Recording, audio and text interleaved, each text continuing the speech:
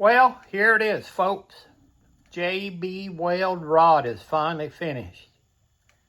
I want to give you a quick view, and I'm going to be quiet.